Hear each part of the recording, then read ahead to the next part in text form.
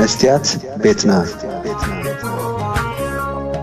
سلام كما يتصنعكم كبرات تخاتلتي مستيات بيتنا نلومي كاب كندا نجزائي حاجوس برها ناب مستيات بيتنا عديمة توعية لخو جزائي ناب مستيات بيتنا فقط كخوينو مساك تعلل سمتها بلبي يمسكنا كمجمرة مجمرة نابتي حتى يقعدتمو دحرات قليل سلام تاجركا ناب مرسي كتأتيخا مثلا كسلت أنا مس جيزي لما عنتينا بمستيات بيتنا عدي مكاز اللخو بمخنيات قالسي أب سجرة رباوي سقطي بزملكت مبرهي كتبان نسلز دلخي سجرة رباوي سقطي وي ترانسناشنال ريبريشن إلو زوع أب كندا بزح صريحكم لمخانكم فلتي أب نرويون بزح استعوت له أسرار حيمو نسو بخمي كنحزو خمزلنا أبتي دحراي زغطس الحتتات كنرئينا مجمريا جن سجرة رباوي سقطي وي ترانسناشنال ريبريشن انتاي مالتي حراي إشي زكارياس كم دمان مستيات بيتنا يمسجنك مسارحة خمسة كام مالتي نزعد مزز قرب كارلي كا يمسجن نقول لكم تخاتات التخاء سمعنا مسانا مسنحوكا بلبي قادمين مسجنا يقرب يا خمس بالكاس من جزاء حبوس بها إذن سجرة دواوز سقطي ويتشقونا دون بولون بنياتو تسقطون حر عايزة تقال فوسيبلي ريبريشن قرب أبي يكا قال متترغبوا المرز دحاني نكسب زي ترغبوا لجن سقط بمبارك نكسر نخلينا إذا مالت أبز وانزي أزيو نعقد نعبين زخيز زلو أهجراوي ويكعالم لخاوي ترئيو سلزغنا بزحات هاجرات بزحات هاجرات زقد سالو زلوا بزحات مهرات المصنعات زكايد اللي زلو ترئيو كم ترئيو تخا بأنا ترازي كونه بزحات هاجرات بيت هاجرات زبالة بقلون سيمي ديمقراطي زبالة خم بعد هند تركي زعم سلون زكايد زلوا كابدوبات وسعي كابدوين وسعي أبكار هاجرات فلام عربان هاجرات زكبر زلو تسقط هاتي مالتي ስለዚህ በሓፈሽኡ ስግረ ድባው ጻቲ ኣካል ምትእትታው ናይ ወጻኢ ናይ ደገ መንግስቲ ኣብ ህይወትን ናብራን ወይ ሰዓትን ናይ ሓደ ካል ልኡላዊ ሃገር ማለት እዩ እዚ ከዓ ፎሬን ኢንተርፈረንስ ዝበሃል ኮይኑ ኣካሉ ከዓ ሓደ ከዓ ፎሬን ኢንተርፈረንስ ስፍሕ ዝበለይ ምክንያቱ ኣብ ምርጫታት ክኾን ይኽእል ኣብ ቁጠባ ክኾን ይኽእል ኣብ ፖለቲካ ክኾን ይኽእል ኣብ ዝተፈላለዩ ክኾን ይኽእል ምትእትታው زي سجرة دباوت سقطي ويكا TNR ويكا ترانسناشنال ريبريشن زبهالجن بفلا فلا ني دياسبورا كوميونيتي زعلنا زجبر سقطي مالتي سلازي ترانسناشنال ريبريشن كم حدا أهجراو تريو نعابين نقدر نخيط سلازلو غمز بركو بزحات مهارات زقدو سلازلو عاود سلازغنا نلما أنت مدبنا كأبستغادنا مثلا قال خابت أنا ستساتفكو ونيش مصنعات زجبركو مسس بي كساتف ويكا نيش حضرتها خب قريبا له مالتي غني له صبو مو ترانسناشنال ريبريشن ويدما كم تزبل كايو سجرة دباوي تقطي أب هاجرات معرب أب زين نبرو لزلنا هاجرات نخلتينا مالت نتن هاجراتن نتهم تشقينا زبلو حبرة سبن بخمي قراربنا زخل نحنا سلسة تشقونا نعنا حجوزو اليوم أبزي مدبهم تم نقمة اللهم زلنا هاجرات إيدهم كحبوسو كساتفو ويكقالسو ولاس نعتاتهم ونتصلومي نخلتينا بخمي مقدي يتصلونا زي سجرة دباوي سقطي انتاي ربح اللوم تم هاجرات مسانا إيدهم قانتم كوينم أنصار زي سجرة دباوي سقطي كقالسو ويدو كبلو خصعرسي انتاي زرخبو ربح اللوم نعنا خي بخمي تقمنا سلام بخمي كخنا الرخم نخلافت مونغوسي ناي حبار نجرسي انتاي كهلو خل يا كمان تا كندلهم أنت سوات النامسلني أزياء قداسي تارستيا كند علامنا منقستات ويز عقوبانا هاجرات نبلن ربح ان سلازخونه نتقمن سلازخونه امبر نعانا ترايلن كغبر او خمزي يقبا من مبرح تبحيلي مالتي لك ከም ሓደ ኣብቲ ሃገረን ገበን ክፍፀም ዘይድለ ብውልቀ ሰባት ወይ ብዜጋታት ናይተን ሃገራት ከምኡውን ግብረ ሽበራዊ ካልእ ክፍፀም ዘይደልያ ግብረ እዚ ኪኖ ዶብ ዝግበር ስግረ ደባዊ ፀቕጢ ዝበሃል ከዓ ኣብ ሃገረን ክፍፀም ከፍቅዳ ከም ዘይብለን ንምርኣይ ማለት እዩ ስለዚ እዚ ክንብል ከለና ንሕና ስደተኛታት ስለዝኾና ስለተወፃዕና ገለገለት ዘይኮነ እንታይ ደኣ ከም ሓደ ልዕላውያን ሃገራት እሞ ንረብሓ ህዝበንን መንግስታትን ኢለን ዝሰርሓ ስለዝኾና እቲ ሎው ኤንድ ኦርደር ከተግብራ እንድሕር ኮይነን ስግረ ደባዊ ፀቕጢ ከዓ ከም ሓደ ዕቱብ ስግኣት ክርእዮ ኣለዋ ዝብል እምነት ማለት እዩ ከምኡ ክገብራ ድሕር ኮይነን ንምንታይ ስግረ ደባዊ ፀቕጢ ኣገዳሲ እዩ ዝብል ቃል ከነብርህ ክንክእል ኣለና ማለት እዩ ዝሕቶ እዚ ቀንዲ መሰረት ናይዚ ኩሉ ዝኾኑ ዋይ ኢት ማተርስ ቱ ደም ንዖም ንምንታይ የገድሶም ማለት እዩ እዚ ማለት ረብሓ ክንብል ከለና ዝተፈላለዩ ረብሓታት ክህሉ ይኽእል እዚ ግን ምስላዊን ዝተኣሳሰረ ረብሓ ምዃኑ ምርኣይ ማለት እዩ ስለዚ ገለ 4 ወይ 5 ነጥብታት ኣለዉ ኣብዚ ምናልባት ክንዝርዝረን ክንፍትን ኢና በብሓደ ንምንታይ ስግረ ደባዊ ፀቕጢ ብዕቱብ ክሕዝኦ ከም ዘለዎን ንምንታይ ከዓ ቅልጡፍ ዝኾነ ኣድማዕ ዝኾነ ናይ ምብዳህ ወይ ናይ ምክልኻል ነገራት ገብራ ከም ዝግባእ ንምብራህ ተባሂሉ ማለት እዩ ተቐዳምነት እቲ ቫዮሌሽን ኦፍ ስቴት ሶቨሬኒቲ ዝበሃል ስግረ ደባዊ ፀቕጢ ብመሰረቱ ንሓንቲ ሃገር ሉዓላውነታ ዝደፍር መስርሕ እዩ ወይ ከዓ ኣገባብ እዩ እዚ ክንብል ከለና ሓደ ሰብ ኣብ ካናዳ ኣብ ኣሜሪካ ኣብ ዝኾነ ዓዲ ክመጥ ከሎ ናይቲ ሃገር ዜጋ ዳ እምበር እቲ ሃገር ከተፍሕሶ ዝግብኦ ወይ ክትሕልዎ ዝግብኦ በቲ ናይ ቅዋም ናይቲ ሃገር መሰረት ኣለዎ ማለት እዩ ስለዚ ካልእ ኤርትራ ድያ ወይ ካልእ ራሽያ ድያ ቻይና ድያ ብዘየገድስ ነቲ ዜጋቲ ካብ ደባ ወፃኢ ገለ ነገር ክትገብር ድሕር ፈቲና ወይ ከተፈራርሑ ድያ ወይ ካብቲ ንሱ ክገብሮ ደልዩ ዘሎ ሕጋዊ ነገር ክትገትኦ ምስ እትፍትን ኪኖ ደባ ስለትገብሮ ዘላ ናይታ ሃገር እቲኣ ናይ ካናዳ ወይ ናይ ኣሜሪካ ወይ ናይተን ሃገራት ንብለን ዘለና እናተን ሃገራዊ ሉዓላውነት ትግህስ ኣላ ማለት እዩ ስለዚ መሰረታዊ እዚ ጉዳይ እዚ ግህሰት ናይ ሓንቲ ሃገር ማለት እዩ ሃገራዊ ሕጊ ከዓ እንታይ ዝብል ሓንቲ ሃገር ናይ ካልእ ሃገር ሶቨሬኒቲ ክትግህስ ኣይግባኣን ስለዚ ብዝተፈላለየ መገዲ ንዝገብሮ ምትእትታው ከም ግህሰት ናይ ሓደ ልዑላዊት ሃገር ክርአ ይግባእ ማለት እዩ እዚና ክንሪኦም ዘለና ሓደ ብካልኣይ ደረጃ ክንሪኦም ዘለና ምናልባት ብዙሕ ዝርዝራት ክንብል ስለንኽእል ሕፀር ዳቦልኩ ከይደ ብካልኣይ ደረጃ ክርአ ዝከኣል ከዓ ስግኣት ፀጥታ ማለት እዩ ናይ ፀጥታ ስግኣት ምዃኑ ማለት እዩ እዚ ክንብል ከለና ማለት ነታ ሃገር ነዘን ንብረለን ዘለና ሃገራት ቀጥታዊ ናይ ፀጥታ ሓደጋ እዩ ዝፍጠር ዘሎ ብናይ ካልእ ሃገር ማለት እዩ እዚ ስግረ ደባዊ ፀቕጢ ከዓ ነዚ ዝገብር ዘሎ እዚ ክንብል ከለና ናብ ካልእ ሃገራት ዘለው ዜጋታት ኣብነት ኣብዚ ሕጂ ነዞም ንብሎም ዘለና ማለት እዩ ናቶም ውሕስነት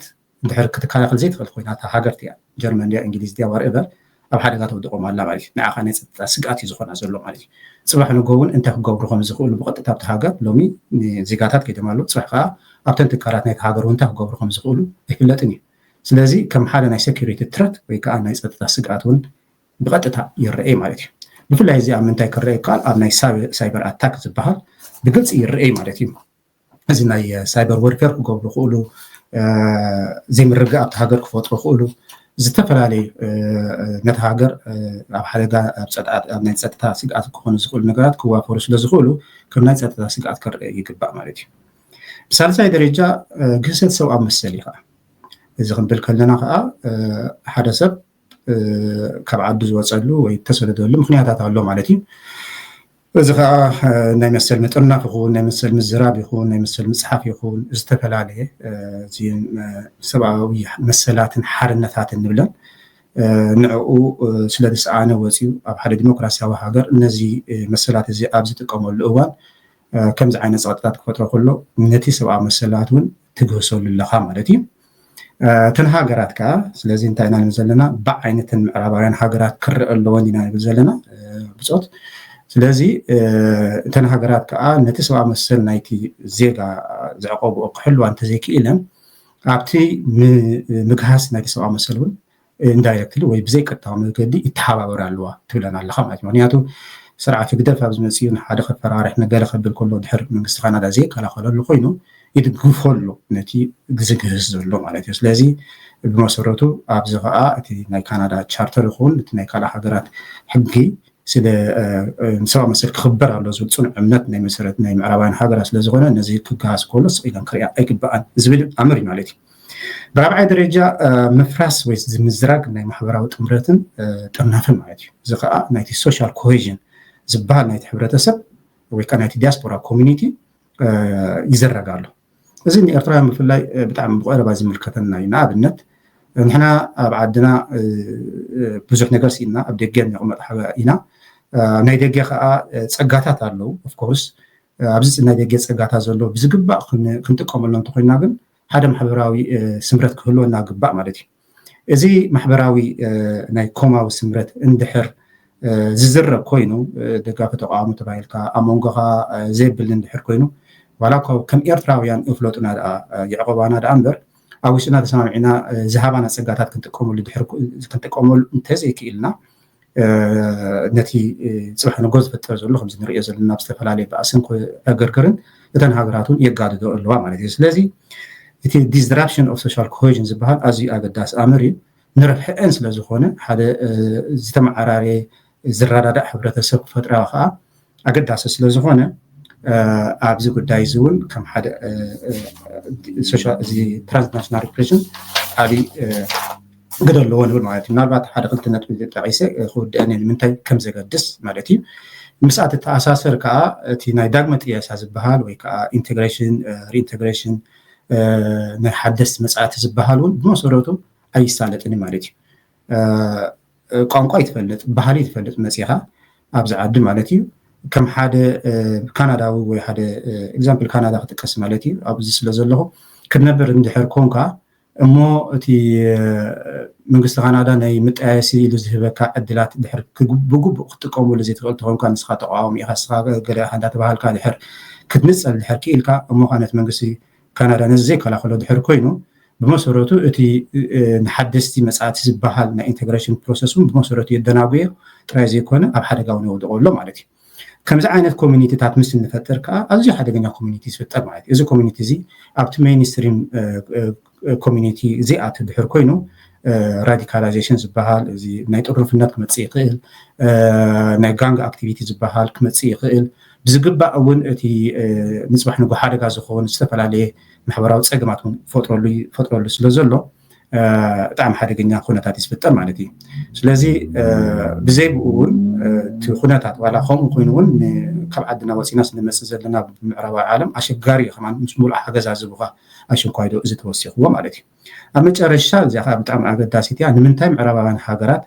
ነዚ ጉዳይ እዚ ክግደሳሉ ኣለዎን ዘብለና ድማ ከምኡ ብዘይ ምግባርን ዝፍጠር ዘሎ ናብቲ ናተን ፈጢርናዮ ዝብሎ ዲሞክራሲያዊ ትካላት ናይ ሕጊ ኣተግበርቲ ሓይልታት ዝፍጠር ዘሎ ዘይምትእማን ማለት እዩ እንድሕር ስግረት ህወሓት ፀቕጢ ብፍኑ ክግበር ተፈቒዱ ብኡ መሰረት ድማ ኣብዚ ዝመፅእ ዘሎ ሰብ እዚኦም ኣይከላኸሉልና ንምስቒልና ኢና መፂና ክበሃል ድሕር ተኻኢሉ ካብቲ ዲሞክራሲያዊ መሰልካ ክትሳተፈሉ ዘለካ እምነት ስለዘይብልካ ንፖሊስ እውን ስለዘይተኣምን ንሕጊ ኣተግበርቲ ኣካላት እውን ስለዘይተኣምን ብመሰረቱ ሓደ ዝንቡዕ ዝኾነ ዜጋ ኢኻ ትፈጥር ዘለካ ማለት እዩ ስለዚ በዚ መሰረት እንታይ እዩ እቲ ሌጋል ፕሮቴክሽን ትህቦ ዘለካ እውን ሰብ ክጥቀመሉ ዘይክእል ድሕር ኮይኑ ወይ እውን ኣዝዩ ድኹም ድሕር ኮይኑ ምህላውን ትርጉም ኣይክህልዎን እዩ እምነት ኣብ ዲሞክራሲያዊ ትካላት ምጥፋእ ማለት ከዓ ብመሰረቱ ካብቲ ሲቪካዊ መሰልካን ካብቲ ሲቪካዊ ዕድላትን ምርሓቅ ማለት ስለዝኾነ ኣዝዩ ሓደገኛ ሕብረተሰብ ዝፍጠር ዘሎ ስለዚ በዝን ብካልእ ተመሳሳሊ ምክንያታትን ተራእዩ ዝስግረ ደባዊ ፀቕጢ ከም ሓደ ኣዝዩ ኣገዳሲ ዳይሬክት ትረት ነቶም ንዓና ነዞም ግዳያት ጥራይ ዘይኮነ ነቲ ክንዮቶም ግዳያት ንላዕሊ ክንዮቶም ውልቀ ሰባት ተቃለስቲ ንላዕሊ ነተን ሃገራት ንባዕለን ቀጥታዊ ናይ ድሕነትነተንን ናይ ህላዊአንን ናይ ዲሞክራሲአንን ናይ ፀጥታን ጉዳይ ምዃኑ ክነብርሃለን ይግባእ ከምኡ ስለ ዝኾነ ድማ እቲ ስግረ ደባዊ ፀቕጢ ብዙሕ ግዜ ኣብ ልዕሊ ስደተኛታት ይፍፀም እዩ ዝበሃል ክግለፅ ከሎ ወይ ብተለምዶ ግን ከምኡ ይኮነን ንኣብነት ሓደ ሰብ ኣብ ሓንቲ ሃገር ተሰዲዱ ምስ መፀ ናይቲ ሃገር ዜጋ ምስ ኮነ ኣብነት ኣነ ጀርመናዊ ኮይነ ኣለኹ ንስኻ እውን ካናዳዊ ኮንካ ኢለ ይሓስብ እየ ስለዚህ ዘን ሃገራት እዚአን ዓና ጓኖት ሃገራት ኣይኮነን ዜጋታትን ኢና ሙሉእ መሰላት ሂበን ከም ናተን ናይቲ ሃገረን ዜጋ ቆፂራና ኣለዋ ስለዚ ሓደ ካናዳዊ ወይ ሓደ ጀርመናዊ እዩ ኣብ ገዛእ ሃገሩ ፈሪሑ ንኽነብር ዝግበር ዘሎ ማለት እዩ ስለዚ እቲ ጉዳይ ቀሊል ኣይኮነን ኣብ ስደተኛታት ጥራሕ ዘተኮረ እንተኮይኑስ ኦኬ ድሓን እዚኦም ስደተኛታት እዮም ተባሂሉ ክርአ ክእል እዩ ግን ኣብቶም ፀቕጢ ዝወርዶም ዘሎሲ ዜጋታት ናይቲ ዓዲ ዝኾኑ እውን ስለ ዘለው ኣዝዩ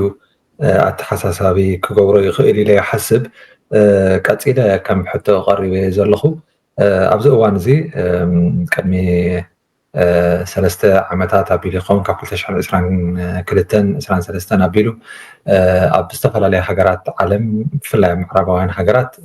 ብዙሓት ኤርትራውያን ብቁጥዐ ሰፊሕ ጎነፃዊ ሰልፍታት ኣብ ምክያድ የካይዱ ነይሮም ተኻይዱ ብኡ እውን ብዙሕ ሕጋዊ መስራሓት ክካየድ ፀኒሑ ኣብዚ ናይ ጀርመን እውን ሕጂ ስዒቡሎ እዚ ናይ ምስ ሽበራ ተኣሳሲሮሞ ዘለዉ ጉዳይ ናይ ማእሰርቲ ናይ መቕፃዕቲ ናይ ቤት ፍርዲ ናይ ክሲ ከምኡ ዝኣመሰለ ነገራት ተፈጢሩሎሞ ስለምንታይ ኢና ንመፃኢ ኣብ ጉዳይ ስግረደባዊ ፀቕጢ ወይ ትራንስናሽናል ሪፕሬሽን ፀቂጥና ክንሰርሕ ዘለና ስለምንታይ እዩ ከምኡ ዘርብሓና ስለምንታይ እዩ ከምኡ ዘዋፅኣና የዋፅኣና ነይርብሓና እንተኮይኑ ማለት እዩ ኣብአን ፀቂጥካ ትብል ኣልፊና ብጣዕሚ ኣገዳሲትን እዋናዊትን ሕቶ ዝዓባን እያ ብዙሕ ሰብ ዝዛረበላ ዘሎ እዩ ከምቲ ንብሎ ዘለና ንሕና ነዚ ጉዳይ እዚ ብዕድበት ክንሕዝ ዘለና ዝበሃል ንብለሉ ምክንያቱ መስርና ስለዝኾነ ዜጋታት ናይዘን ሃገራት ስለዝኾና ኢና ስደተኛታት ስለዝኾና ይኮና ንዓን ረብሐኒ ጉቡእኒ ከዓ ስለዝኾነ ማለት እዩ ኣብዚ ርእሲ እዚ ኢና ከዓ ንዘራረብ ዘለና ስለዚ ከም ዜጋታት ናይዘን ሃገር ኮይና ኣዘ ሴም ታይም ከዓ ግዳያት ናይዚ ስግረደባዊ ፀቕጢ ስለዝኾና ዝያዳ ምልከተና ማለት እዩ ዛዕበየ ዝዛረበና ዘሎ ግን ዜጋታት ስለዝኾና ኢና እተን ሃገራት ከዓ ንዕአን ሓደገኛ ምዃኑ ኢና ከነርኢ ንፍትን ዘለና ማለት እዩ ዳስ እዚኣ ነጥቢ ኣቐሚጥና ኣለና ንምንታይ እዩ ድሕሪ ሕጂ ብዝተኻእለና መጠን ኣብዚ ስግረደባዊ ፀቕጢ ዝበሃል ኣርእስቲ ደንበ ተቃውሞ ብፍላይ ምሁራትን ዓቕሚ ዘለዎም ኣተኪሮም ክሰርሕሎም ንብሎ ዘለና ከምኡ ከዓ እቲ ናይ ፍትሒ ትካላት ብምሉእ ማለት እዩ ፈርስ መጀመርያ እቲ ሕጋዊ ነገር እሱ እዩ ንሕና ብሕግን ሕጋውነትን ስለንኣምን ሕጋዊ እሱ እዩ ውሑስ እዩ ኣብ ዝተፈላለየ ሓደጋ ከዓ ዘቃልዕ ኣይኮነን መጨረሻ ከዓ ውፅኢታዊ ነዚ ኩሉ ዘጠቃለለ ስራሕ ስለዝኾነ ማለት እዩ ንምንታይ ኢና ከምኡ ንብል ዘለና ኦኬ ሕጋዊ ምዃኑ ንኣምን ኢና ኮርስ ውሑስ ምዃኑ ንኣምን ኢና ውፅኢታዊ ድዩ ንዝበሃል እያ ሕጂታ ብዙሕ ግዜ ተካትዕ ኣብ ኣብናባት ክፃጠላ ፈትነ ብዝተኻእለ መጠን ማለት እዩ ውፅኢታዊ እዩ ንብሎ ምክንያቱ ከምዚ ንብሎ ዝፀናሕና ብዙሕ ነገራት ዘጠቃለለ ስለዝኾነ ንረብሓ ፓብሊክ ኢንተረስት ናይቲ ሕብረተሰብ ወይ ናይቲ መንግስታት ዘጠቃለለ ስለዝኾነ ልክዕ ከም ገበን ዝፈፀሙ ኣብቲ ሃገር ንዘለዉ ክሕተቱ ኣለዉ ንብሎም ኣብ ትራንስናሽናል ሪፕሬሽን ዝበሃል ኣብ ዝፍፅሙ ዘለዉ ከዓ ወይ ከዓ ስግረደባዊ ፀቕጢ ዝፍፅሙ ዝበሃሉ ከዓ ተመሳሳሊ ዓይነት ስጉምትታት ክውሰነሎም ኣለዉ ኢና ንብል ዘለና ማለት እዩ ሕጂ ከም ኣርእስቲ እናዓበየ ይኸይድ ስለዘሎ ከም ስጋት እውን እናዓበየ ይኸይድ ስለዘሎ እተን ሕግታት እተን መንግስታት ከዓ ኣቃልቦ እናገበራሉ ከዳ ስለዘለዋ ኣብዚ ሕጂ ንሕና ፅዑቕ ዝኾነ ሓበሬታታት ክንቦም ንደሊ ዘለና ማለት እዩ ካብ መጀመርያን ዓባይ ንሕና ክንገብራ ዘለና ከም ኤርትራውያን ሓንቲ ነገር ኣላ እዚኣ ከዓ ንሕና ኣፍልጦ ኣለና ግዳያቱ ስለዝኾና እቶም መንግስታት ብዝግባእ ነቲ ሕጊ እዮም ዳኣ ገይሮሞ ዘሎ እምበር ብዝግባእ እቲ ሓበሬታታት ኣይፈልጥዎን እዮም ኢልና ንኣምን ማለት እዩ ኣይፈልጥዎን እዮም ከዓ ስለዚ ንሕና ናይ ምሕባርን ናይ ምስናድን ተራ ኣለና ኣብዚኣ ተኣገዳሲት ማለት እዩ እንታይ ኢና ንስነት ክንፈልጦ ኣለና እቲ ንስነዶ ከዓ ብዕቱብ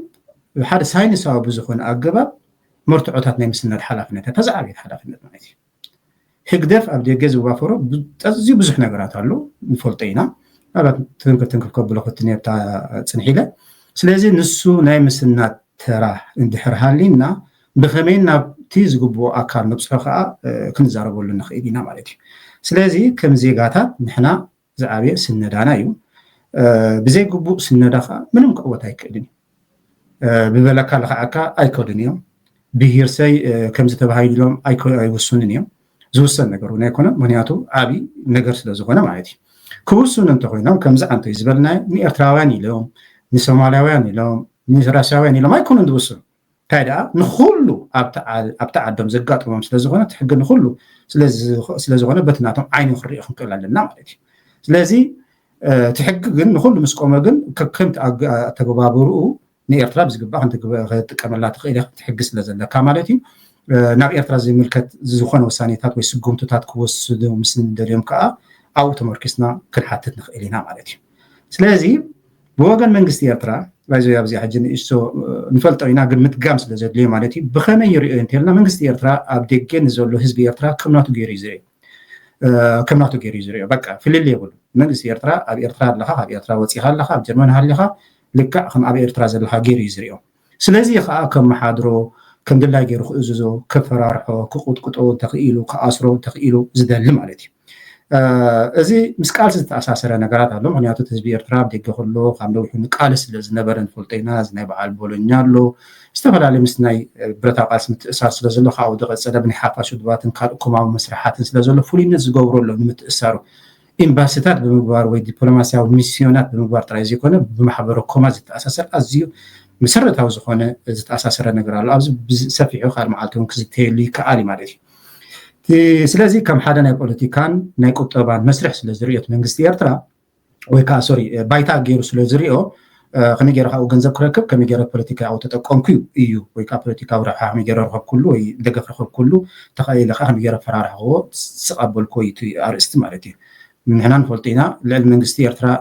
ኣብ ደገ ዘሎ ህዝቢ ክቆፃፀር ዝኽእል ምንም ማን መንግስቲ የለን ንሱ ከም ዝብሎ ፀናሕና ታሪካዊ መሰረት ስለ ዘለዎ ማለት እዩ ትዝዓበየ ግን መንግስቲ ኤርትራ ወይ ከዓ ህግደፍ ኣብ ደገ ዘሎ ህዝቢ ክቆፃፀረ ዝደሊ ምስ ህላዊናቱ ስለ ዘተኣሳስሮ እዩ እዚ ክንብል ከለና እንታይ ማለት እዩ ኣብ ደገ ዘሎ ህዝቢ ኣዝዩ ብዙሕ እዩ ብመንፅርቲ ኣብ ኤርትራ ዘሎ ህዝቢ ክርአ እንከሎ ቀጥታዊ ምትእሳሩ ከዓ ኣዝዩ ነዊሕ ማለት ምስ ህዝቢ ኤርትራ ምስ ውሽጢ ዘይዳወልን ዘይባፃፅሓን ሕብሪ ከም ህዝቢ ኤርትራ የለን ማለት እዩ ስለዚ ኣብ ደገ ዘሎ ህዝቢ ከም ገለ ክጥርነፍ ወይ ክውደብ ወይ ገለ ተፈቲኑ ቀጥታዊ ንርእሱ ሓደጋ ምዃኑ ብቐጥታ ፈልቄት መንግስቲ ማለት እዩ ምክንያቱ ተሰርሑ ድያ ሓኤ ቤት ጀሚራ ተልካ ኣብ ካይሮ ዘሎ ናይ ኣልሃዛር ቤት እዮም ጀሚሮማ እቶም ሓደ ኣበይ ጀሚሮሞ ተልካ ኩሉ ግዜ ምትእሳር ኣብ ሱዳንን ኣብ ገለን ዝነበረ ስለዝነበረ ኣብ ደገ ኮንካ ንውሽጢ ኤርትራ ክትፀልሉ ጥራይ ዘይኮነ ክትመርሖ ኣብ መጨረሻ ክትግልብጦ ከም ትኽእል ስለዝፈልጡ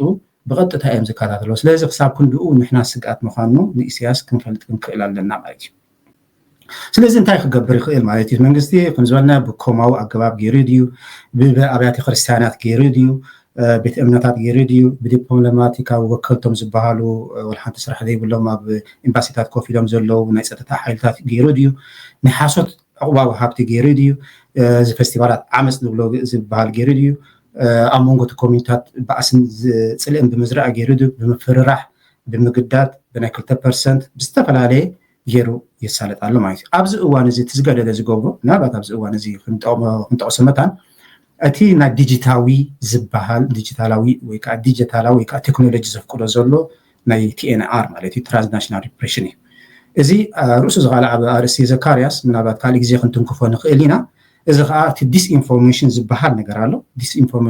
ሚስኢንፎርሜሽን ማለት ሓሶት ኢንፎርሜሽን ምምሕልላፍ ማለት እዩ ከይፈለጥካ ክኾን ይከኣል እዩ ዲስኢንፎርሜሽን ዝበሃል ከዓ እናፈለጥካ ንምትላሊልካ ትጥቀመሉ ኣገባብ ማለት እዩ ፍላይ ኣብዚ ሚስኢንፎርሜሽን ዲስኢንፎርሜሽን እዞም ንብሎም ዘለና ናይ ስግረ ደባዊ ፀቕቲ ዘካይዱ ሓይልታት ብብዝሒ ዝገብርዎ ኣገባብ እዩ ንሪኦ ኣለና ማለት እዩ ሶሻል ሚድያ ንከምኡ ኣዝዩ ጠቃሚ ኮይኑ ይርከብ ኣሎ ማለት እዩ ዓወሎም ተዛረባ ኣብዚኣ ትስማዕ ኣላ ካብኡ ዝዓቢ ነገር የለን ማለት እዩ ስለዚ ኣብዚ ንኩናት ንምንታይ ይጥቀምሉ ነዚ ኩነታት ነዚ ዝእክብዎ እንተኢልና ንኩናት እናሃብክን ንምፍራሕን ፖለቲካዊ ዕላማ ከም ዘለዎ ኣቐሚጥና ኣለና ከምዚ እዚ እኩል ሓበሬታ እንከድሕር ኣለና ንሕና ናትና ስራሕ ሕጂ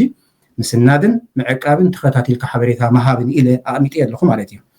ስለዚ ከምኡ እንተጌርካ እቲ መንግስታት ውሳኔታት ንክውስን ክሕግዞ ይኽእል እዩ ኢልና ንኣምን ማለት እዩ እንታይ ክንገብር ኣለና ክትብል ሕጂ ናብዛ ዝበልካያ ክንከይድ ኢና ማለት እዩ ናብዛ ሕጂ ቀሚጥያ ዝፀናሓቁት መንግስቲ ኤርትራ ብፍሉይ ዝገብሮ ንዓና ንምዝኽኻር ተባሂሉ እንዲ ተራና እንታይ ክኾን ኣሎ ንዝብል ከምዚ ንብሎ ዝፀናሕና مسنا دمصحا مبادن حبريتا مእካብን ስለዝኾነ ብኸመይ ከኸምኡ ንገብሮ ንዝበሃል ነገር ሓደ ተግባራዊ ውሳኔታት ክወሰን ክኽእል ኣሎ ማለት እዩ ኤርትራ ከም ሓንቲ ዞባ ኣብቲ ኣብዚ ኣብ ዓለም ማለት እዩ ስግረ ደባዊ ፀቕጢ እተካይድ ሃገር ምዃና ብንጥፈት ትሰርሕ ሃገር ምዃና ከነርኢ ይኽእለና እዩ ማለት እዩ ስለዚ ንኣብነት ኣብ ራሽያ ኣብ ጀርመን ኣብ ዓዲ እንግሊዝን ዝቐተሎም ዜጋታት ኣለዉ ስዑድ ኣረብያ ኣብ ቱርክ ከምኡ ገይረ ማለት እዩ ወገዶ ዝተፈላለዩ ከምዚ ዓይነት ስራሓት ይስራሕ እዩ ብኸምኡ ዝፍለጥ ሃገራት ኣለዋ በዓል ሩዋንዳ ኣለዋ በዓል ሂንዲ እውን ኣብ ካናዳ ከምኡ ስራሓት ዝሰርሑ ኣለዉ ኤርትራ ከዓ ተመሳሳሊ ከምአን ሃገራት ምዃና ከነርኢ ክንክእል ኣለና ማለት እዩ እዚ ሓደ ካልእ እቶም ብዩኤን ይኹን ብኢዩ ፀቕጢ ናይ ምግባር መስርሖም ክጅመር ይከኣል እዩ ምዝ ብተኣሳሰር ኣዝዩ ኣገዳሲ እንታይ ኢና ንብሎ እቶም ምፅምባር ወይ ከዓ ኢንጌጅ ምግባር ምሰብር ክዝበሃል ኣርእስቲ ኣሎ ማለት እዩ እዞም ሰብር ክንዝበሃሉ እንታይ እዮም እንተኢልና ብመሰረቱ ሓደ ሕብረተሰብ ብሰለስተ ይዝቆም መንግስቲ ኣሎ እቲ ሲቪካዊ ማሕበር ዝበሃል ኣሎ ማለት እዩ ተሳልሳይ ከዓ እቲ ቢዝነስ ማለት እዩ ኣብቲ ሲቪካዊ ማሕበራት ዝበሃሉ ብጣዕሚ ኣገደስቲ ኣካላት ኣለዉ ምሳና ክሰርሑ ዝኽእሉ ማለት እዩ እዚኦም ከዓ ከም ዘይመንግስታዊ ትካላት ኣለዉ ናይ ሞያዊ ትካላት ኣለዉ ናይ ሚድያ ትካላት ኣለዉ ናይ ኣካደምያ ትካላት ኣለዉ ናይ ቲንክ ታንክ ትካላት ኣለዉ ናይ ተጠባባቂ ሰብኣዊ መሰላት ትካላት ኣለዉ ነዚኦም ሚድያ ክንብል ከለና ንኣብነት በዚ ናይ ጀርመን ክመፅእ ከሎ ብዙሓት ፀሓፍቲ ጋዜጠኛታት ኣለዉ ግን ኣብ ኢና ነተኮተልካ ኢንቨስቲጌቲቭ ጆርናሊዝም ዘካይዱ ኣለዉ ማለት እዩ ኢንቨስቲጌት ገይሮም ዜና ምፅኣት ኣይኮነ እንታይ ደኣ ምርምር ገይሮም ዝተፈላለዩ መፅናዕትታት ገይሮም ዝተፈላለዩ ግዳያት ተወኪሶም ዝፅሕፉ ኣለዉ ማለት እዩ ነዚኦም ብፍላይ ክነትህበሎም ይግባአና ብወገን ሚድያ ማለት እዩ ብሰብኣዊ መሰላት ምርኻብ ማለት ከዓ እዚኦም ብመሰረቱ ስርሖም እውን እዚ ስለዚ ናይ ሰብኣዊ መሰላት ትካላት እዚ ጉዳይ ከም ዝበልና ናይ ሰብኣዊ መሰል ግህሰት ምዃኑ ስለንኣምን ምስኡ እውን ክንተኣሳሰር ንኽእል ኢንስቲትዩታት ኣለዋ ወይ ከዓ ቲንክ ታንክ ዝበሃሉ ዓውዲ ብዛዕባ እዚ ጉዳይ እዚ ብዙሕ መፅናዕቲ ዝገበሩ ኣብ ዝቐረባ ግዜ ሓደ ዝገበሩ ተሳቲፈ ነይረ ንሱ ይኹም ኣሎ ማዓንቲ ደሪኽኒ ከምዚ ንኸቕርብ ብጣዕሚ ስትራቴጂካዊ ዝኾኑ ፅሑፋት እዮም ዘቕርቡ ማለት እዩ እዚኦም ከዓ ናዚኦም ተራ እንታይ ክኾን ዳሓር ነቲ ንሕና ዝቐረብናይ ፅሑፋት ወይ ከዓ ዘቕረብናሎም ፅሑፋት ብመልክዕ ፖሊሲ ከመይ ገይሩ ይቕየር ዝበሃል ከቕርቡልና ክኽእሉ እዮም ማለት እዩ ስለዚ ነቲ ፖሊሲ ናይቲ መንግስቲ ዘሎ ንምብራህን ንምቕያርን ሓገዝቲ እዮም ማለት እዩ በዚ ወገን እዚ እቲ ደንበ ተቃውሞ ካብዚ ክገብሮ ዝግብኦ ኢልና ንኣምን ማለት እዩ ንኣብነት ገንዘብ ተተረኺቡ ወይ ዓቕሚ ተለዎ ንኸምኦም ዓይነት ናይ ደጌ ማለት ኣለውና ሓደ ክልተ ንጡፋት ኣለዉ ፃዕዱ ማለት እዮም ዝሕግዙና ኣብ ኣውሮጳ ናብ ካልእ ጋዜጠኛታት ይኹን ተጣባቕቲ ሰብኣዊ መሰላት ናቲ ናቶም ኢንስቲትዩት ክሕግዙናን ክተሓባበሩናን ስለ ዘሎ ዝኾነ ክግበር ዝግብኦ ሲምፖዚየማት ምክያድ ክኾን ይኽእል ከምኡ ከዓ ዓቕሚ ዘለዎ ምሁራትና ኣለዉ ኣብዚ ጉዳይ ዝመፅናዕትን ሪሰርችን ክገብሩ ድማ ክንቀርበሎም ንኽእል ምክንያቱ እንታይ ኢለ ዓንተ ወይ ብቤላቤሎ ዝኸይድ ነገር ኣይኮነን ውሳኔ ክንውስን ድሕር ኮይንና ናይ ብሓቂ ውፅኢታዊ ውሳኔ ክውስኑ ንደልዮም ድሕር ኮይንና ዕቱብ ዝኾነ ስነዳን ዕቱብ ዝኾነ ሓበሬታን መርትዖታትን ናይ ምእካብ ሓላፍነት ክህልወና ኣለዎ ማለት እዩ ስለዚ እዚታት እንድሕር ጌርና ከም ዝበልናዮ እዚ ጉዳይ እዚ እውን ንዓና ጥራይ ዝትንክፍ ኣይኮነን ከም ዜጋታት ናይተን ሃገራት ንብዙሓት ዜጋታቶም እውን ዝትንክፍ ስለ ዝኾነ ሪኦም ውሳኔ ክውስኑ ይኽእሉ እዮም ብፍላይ ኣብ ኤርትራ ሓደ ረብሓ ኣለና ኩሉ ግዜ ንፈልጦ ዝኾነ ምዕራባዊት ሃገር ካብ ኤርትራ ትደልዮ ነገር የብላ ክትውስን እንድሕር ደልያ ዘይትውስነሉ ወላ ሓንቲ ምክንያት የለን ማለት እዩ ከም ናይ ንኣብነት ዓባይ ሃገር ኢሎም ኢትዮጵያ ክንሕፍዋ ክእሉ እዮም ወርቂ ኣለዋ ወይ ከዓ ክስቲ ኣለዋ ተባሂሉን ወይ ማዕድን ኣለዋ ነዳድ ኣለዋ ተባሂሉን ክንሓፋ ክእላ ናይ ኤርትራ ግን ከምኡ ኣይኮነን ዘሎ ብዙሕ ነገራት እውን ክውስኑ ከም ዝኽእሉ የርእየና እቲ ጎዲሉ ዘሎ ከምዚ ኣንተ ዝበልኮ ንሕና ምስቶም ንሕና ህዝቢ ኮይንና በዚ ነቲ መንግስቲ ክራኸበና ዝኽእል እቲ ሲቪካዊ ሓይሊ ዝበሃል ኣብ መንጎ ዘሎ ሜድያ ይኹን ተጣባቕቲ ሰብኣዊ መሰላት ይኹኑ ካልኦት ምሁራት ኣይንረኽቦን ኢና ዘለና ስለዚ እዚኣታ ንዓበየት ክብላ ዝደሊ ዘካርያስ ንሕና ህዝቢ ኢና ዜጋታት ኢና ነቲ መንግስቲ ክሰርሑና ዝኽእሉ ነዞም ሰባት እዚኦም ምስኦም ረኺብና ምስኦም ኢንጌጅ ጌርና ናይ ምስራሕ ሓላፍነት ኣለና ማለት እዩ ይቐኒለ ፅቡቕቲ ናይ ብሓቂ ፅቡቅ ጌርካ ኢኻ ኣብርሂካዮ እተን ተቐረባ ሰለስተ ሕቶታት ፅቡቕ መልሲ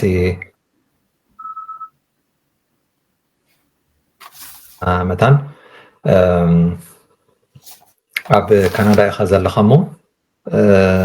نتي ناي جرمن كاب فلاي أبزر الحجة وانا ويخونتات كابتناتكم تمكرو نالبات قال نقركم قسم سلا نخل أب كندا زكايدكم أبز زعبا زيزات كورة سرح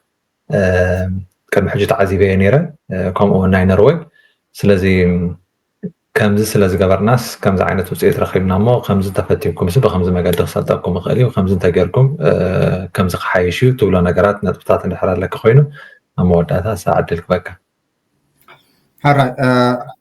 ثانك يو زكارياس وانتي مو بزح نبلو كيلن كابانا زخولون كابانا زنفعن سرحو خم زلو يأمني ግን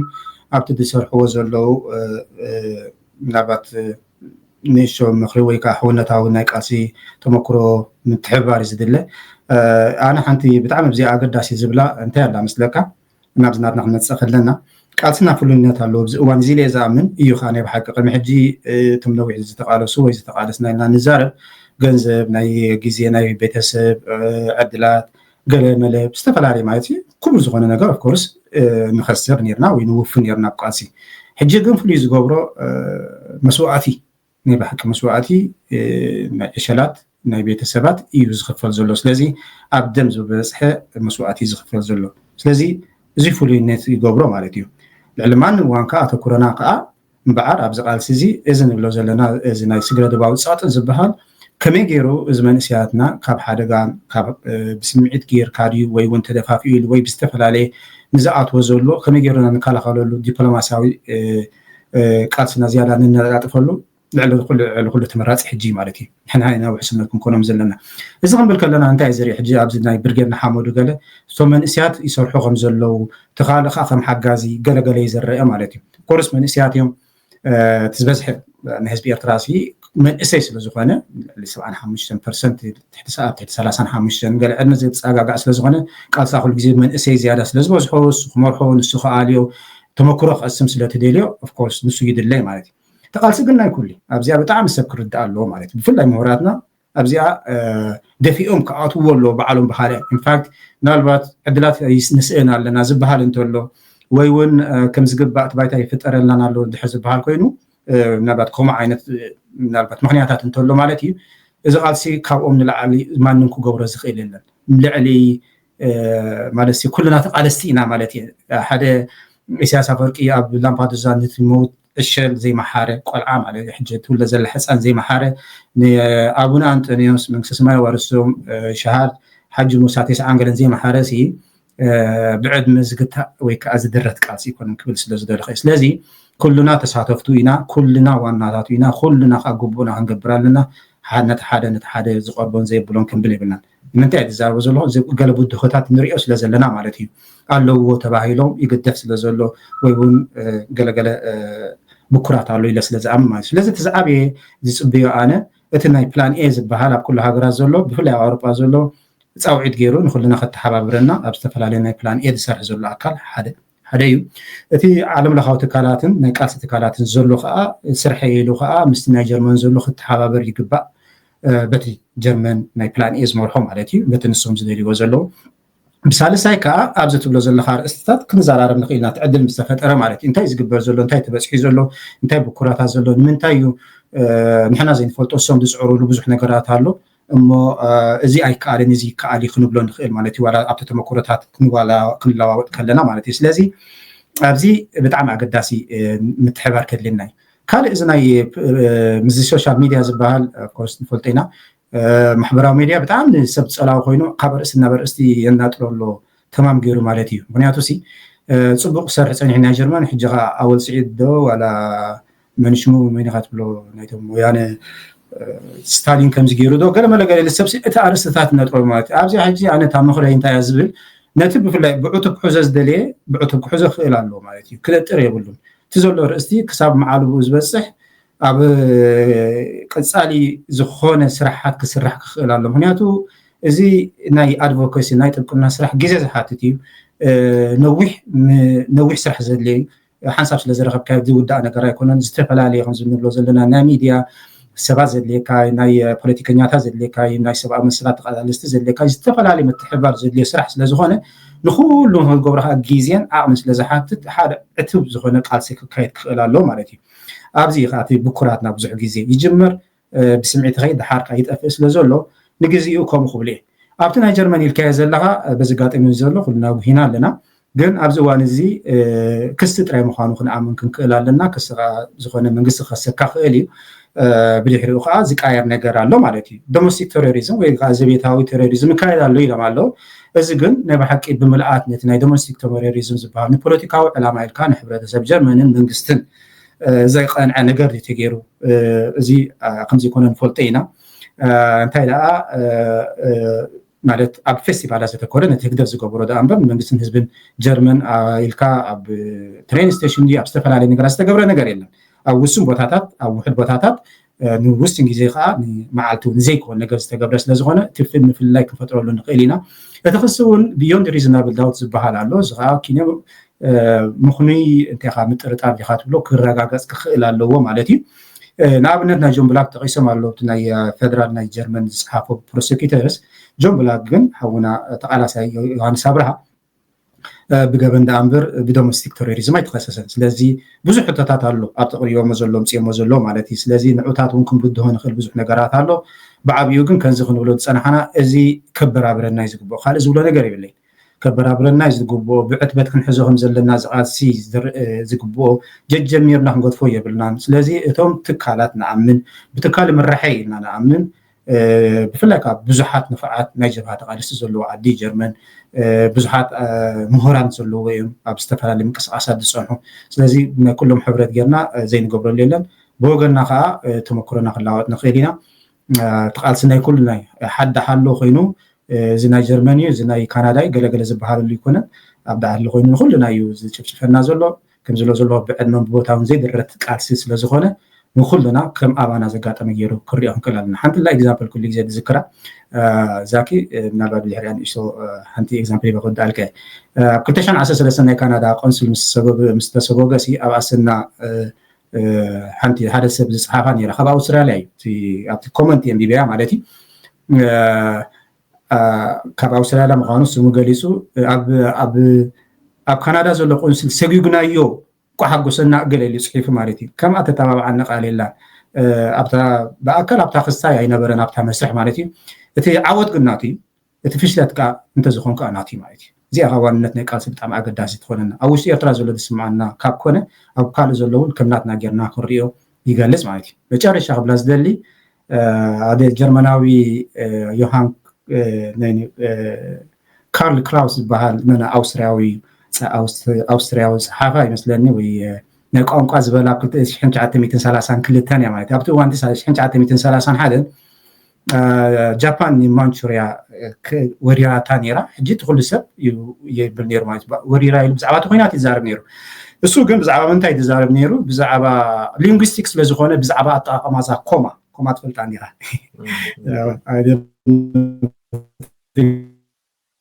እንታይ ከምንብላ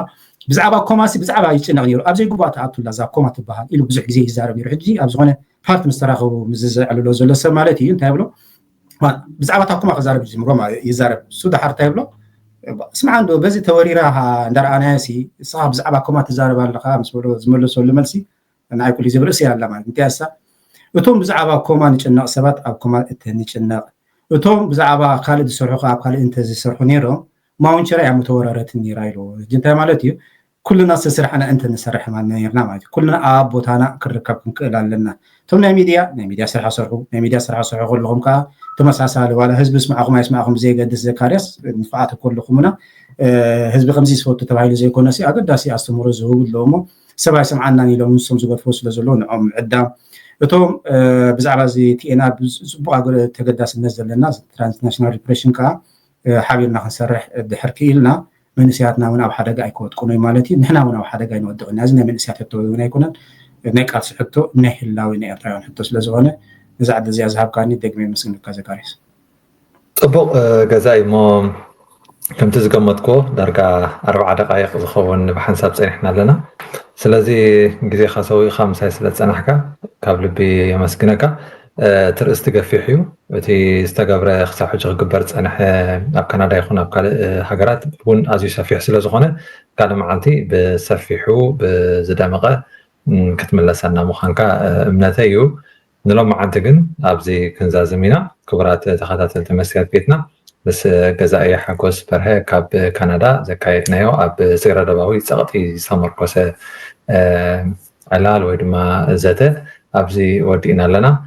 صباح بخلا أرستي كنا رخبينا لحنصنح مستيات بيتنا مستيات بيتنا نحكينا مثل إرتران من صبراء استفعل صحفات تنقص مسلتاتن قاعدة محتتاتن حيزا بذكرات كبر أب إنها ترعلوات التقرب مدبيا كفوتي لساني من يزعجوني هاي سجدن علي عبطاقوت ملاخي قطاوخي قنا مسلي فتحي